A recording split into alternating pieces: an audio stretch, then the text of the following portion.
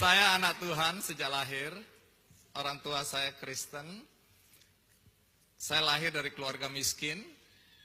Ibu saya tukang jahit. Ayah saya tukang betulin mesin tik. Tapi Tuhan saya yakin punya rencana dalam hidup saya. Dan saya berada di sini juga pasti Tuhan punya rencana. Karena jujur aja saya dan istri dalam perjalanan menuju Jogja, kami sudah dari tanggal 21, kami singgah-singgah di kota-kota. Dan ketika sampai di Solo, saya bilang kita harus Natalan di Solo, yuk kita cari gereja. Nah, cara paling gampang, browsing.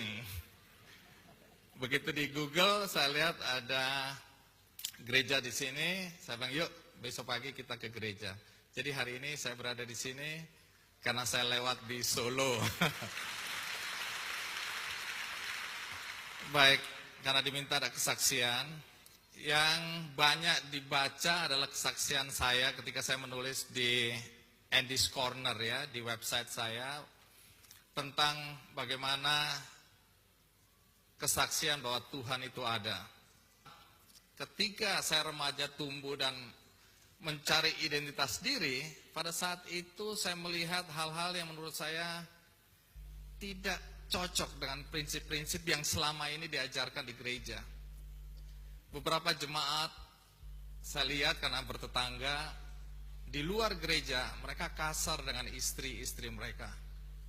Bahkan saya menyaksikan sendiri ada yang memukul istrinya. Dari situ saya bilang percuma dia bicara tentang kasih, tetapi dalam perilaku sehari-hari tidak ada kasih di situ. Jadi saya mulai tidak percaya pada gereja waktu itu untuk jangka waktu yang lama. Istri saya bapaknya tentara, tetapi dia satu-satunya yang Kristen. Atas izin orang tuanya dia memilih agamanya. Orang tuanya sangat demokratis. Ketika dia bilang saya mau jadi Kristen, orang tuanya bilang sepanjang kamu jadi Kristen yang baik silakan. Dan saat ini dia yang aktif mendorong saya untuk kembali ke gereja. Jadi satu hari berkali-kali ya anak-anak dibawa ke gereja, dia selalu bilang, kamu adalah kepala rumah tangga, kamu harus memberikan teladan. Saya bilang kamu aja, karena hati saya tidak bisa berpura-pura untuk ke gereja, kemudian saya tidak terlalu percaya pada gereja. Sampai satu hari saya dan Abu Rizal Bakri waktu itu dengan jet pribadinya kami ke Uzbekistan. Dalam perjalanan cuaca buruk sekali. Pesawat kami diombang-ambing di atas Maldives itu. Saya bilang Tuhan, kali ini tolong saya jangan jatuh. Sungguh mati kalau nggak jatuh saya akan kembali ke gereja. Saking takutnya saya bilang Tuhan benar-benar kali ini saya tidak bohong, saya akan ke gereja. Nah, hal yang membuat saya sedikit lega atau sedikit merasa tenang waktu itu di tengah cuaca yang buruk, saya bilang udah pasti jatuh waktu itu, pesawatnya sudah begini-begini, kilat, petir, hujan deras. Tapi saya lihat pilotnya orang bule. Nah, kita kan orang Indonesia asal bule aja tenang gitu ya. Walaupun mungkin bulenya baru belajar nyupir juga gitu. Tapi akhirnya kami sampai. Kembali ke Jakarta, saya cerita pada istri saya. Belum cerita dulu. Saya bilang sama istri saya, minggu ini kita ke gereja ya. Kaget istri saya. Hah? Serius? Iya, kita ke gereja. Kenapa? Udah nggak ada masalah, aku pengen ke gereja. Saya sembunyikan itu kan. Tapi istri saya kan penasaran, apa yang membuat Andinonya tiba-tiba berubah drastis kembali ke gereja. Akhirnya satu hari saya cerita, Pi, kamu tahu nggak? Aku ini nyaris jatuh. Kapan? Nah, saya ceritakan, dia bilang tunggu dulu. Aku ingat tanggal berapa itu? Ingat. Jam berapa? Nah, pada jam itu rupanya dia dan anak bungsu kami, saya punya 3 anak bungsu kami, mereka tiba-tiba berdoa. Malam itu kata istri saya, nggak tahu kenapa saya harus berlutut bersama anak bungsu karena kebetulan mereka cuma berdua di rumah. Ayo kita doakan ayah. Doakan apa? Kata anak saya. Kita doakan semoga ayah kembali ke gereja.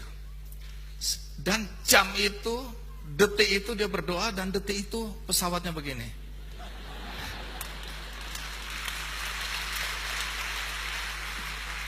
Sejak itu saya bilang sama istri saya, jangan sekali-sekali kamu berdoa seperti itu kalau aku lagi terbang.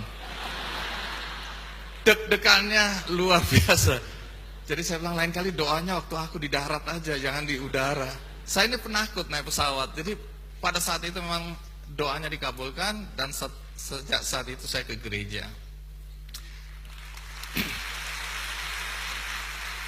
Yang ingin saya ceritakan, kalau Anda mau pulang silakan loh, saya menggantikan Anda hari ini. Jangan.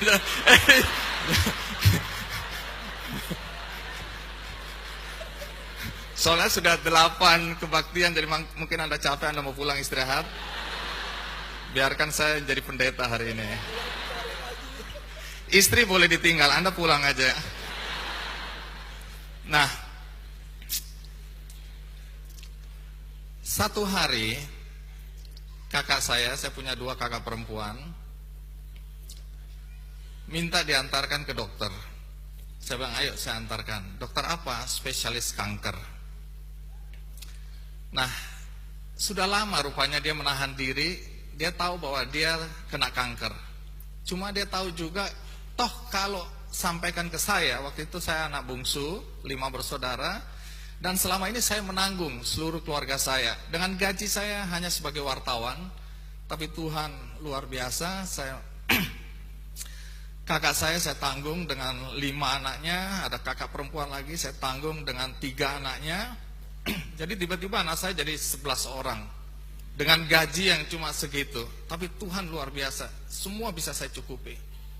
Nah, satu hari kakak saya ketika mengadu dan kami ke dokter, akhirnya dokter bilang, ya Anda kena kanker dan stadiumnya sudah 4. Tidak ada harapan. Dia bilang, udah tinggal menghitung hari aja Bu.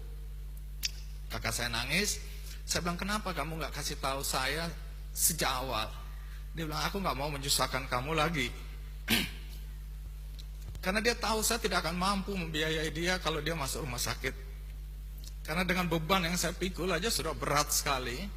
Dan kalau dia sakit, dia tahu akan memberatkan saya. Jadi dia menyembunyikan penyakitnya cukup lama.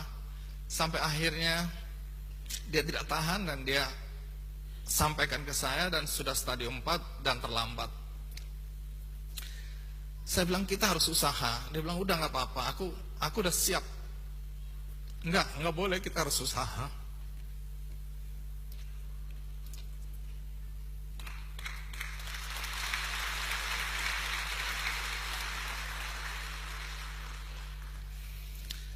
Akhirnya kami ke rumah sakit Darmais dan dokter bilang memang harus dibuang, dipotong. Itu satu-satunya, setelah itu baru dikemo, usaha terakhir. Saya bilang kita harus lakukan, dia bilang enggak usah. Begitu lihat biayanya, saya hampir pingsan memang, karena hari itu gaji saya tidak cukup. Bahkan saya udah mulai bingung, ini harus pinjam ke siapa lagi untuk bisa menutup biaya. Tapi saya bilang enggak, kamu harus ke rumah sakit. Entah bagaimana nanti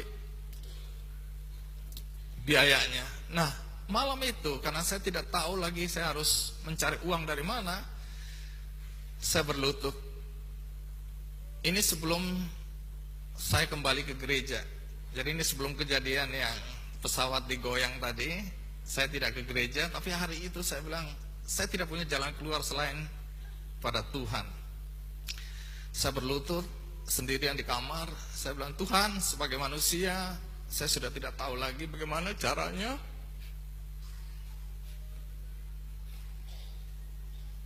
Bagaimana caranya mencari uang untuk biaya operasi kakak saya.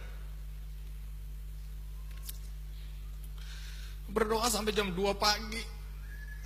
Akhirnya saya capek, saya tidur. Bangun pagi, mungkin karena iman saya nggak terlalu kuat, saya bilang nggak ada keajaiban apa-apa. Karena tetap saja saya pusing mikirin bagaimana biayanya. Nah, waktu saya jalan ke kantor, handphone saya bunyi. Saya angkat, dari seorang teman, dia punya perusahaan PR. Dia bilang, Andi Noya, help, dia bilang gitu. Aku bilang, kenapa? Aku butuh kamu. Apa? Renat Gasali sebagai pembicara waktu itu di Bank BNI, ada workshop gitu, semacam untuk karyawan, kepala-kepala wilayah. Nah, pada saat itu Renal Gasali nggak bisa datang. Nah, kemudian saya diminta menggantikan Renal Gasali. Saya bilang, saya nggak ngerti apa yang mau dibicarakan oleh Renal Gasali, saya nggak bisa menggantikan. Enggak. Kami udah rapat dan akhirnya kami semua setuju Andi Noya aja penggantinya. Terus aku harus ngomong apa? Udah kamu ngomong apa aja, pokoknya mereka maunya Andi Noya. Seperti hari ini saya ngomong apa aja yang penting. Singkat kata akhirnya saya menggantikan Renal Kasali. Waktu pulang dia menyerahkan cek ke saya. Saya bilang enggak, ini pertemanan aja, nggak usah. Enggak, aku tahu kamu wartawan nggak terima amplop katanya gitu kan. Nah tapi ini bukan urusan pekerjaan. Kamu sebagai pembicara, jadi ini nggak ada kaitannya dengan jurnalistik, nggak ada kaitan dengan kode etik dan lain-lain. Dia maksa-maksa karena di depan banyak orang. Akhirnya saya terima dengan harapan, saya bilang saya akan kembalikan. Tapi dia sudah SMS saya, waktu itu belum ada WhatsApp ya. SMS, dia bilang please terima, jangan kembalikan. Dia bilang gitu, ini betul-betul sebagai profesional. Nah akhirnya saya bilang ya sudahlah, mungkin ini memang Tuhan sudah atur.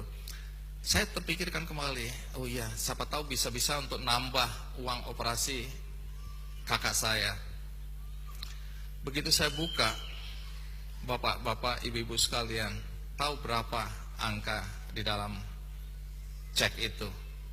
Sama persis dengan jumlah yang harus saya bayarkan. Sama persis, tidak kurang 1 sen, tidak lebih 1 sen. Saya kaget lihat itu. Saya bilang, Tuhan, Engkau dengan caramu menjawab doaku. Saya tidak menyangka bahwa Tuhan memberikan langsung cek ke saya. Tapi Tuhan belum puas. Dia bilang, kamu gak percaya sama aku. Lihat apa yang terjadi. Waktu saya datang ke kakak saya sampaikan cek itu. Saya bilang, udah kamu tenang aja, operasi, uang sudah ada. Terus dia bilang, kamu tahu nggak? Tadi malam Surya Paloh datang. Waktu itu kami belum punya Metro TV, saya masih kerja di Media Indonesia.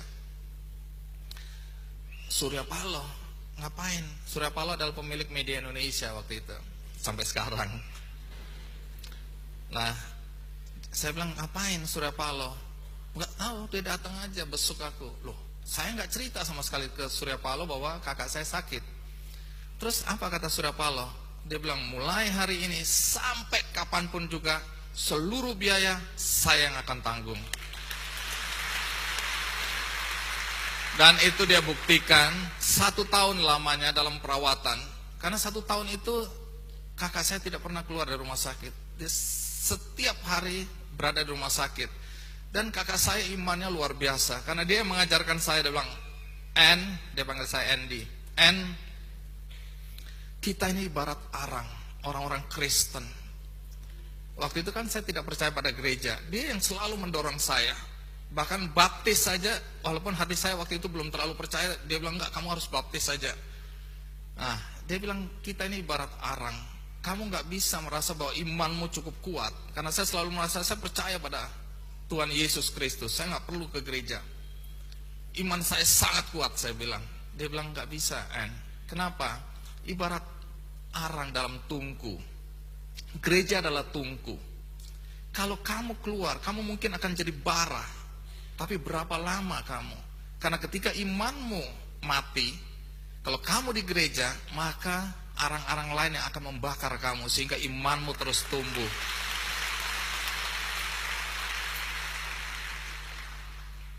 Jadi 1 tahun lamanya kakak saya di dalam pengobatan. Akhirnya kakak saya meninggal. Tetapi yang membuat saya bahagia adalah dia meninggal secara terhormat. Dia meninggal dengan perawatan terbaik. Dan itu karena Yesus Kristus Tuhan kita. Terima kasih.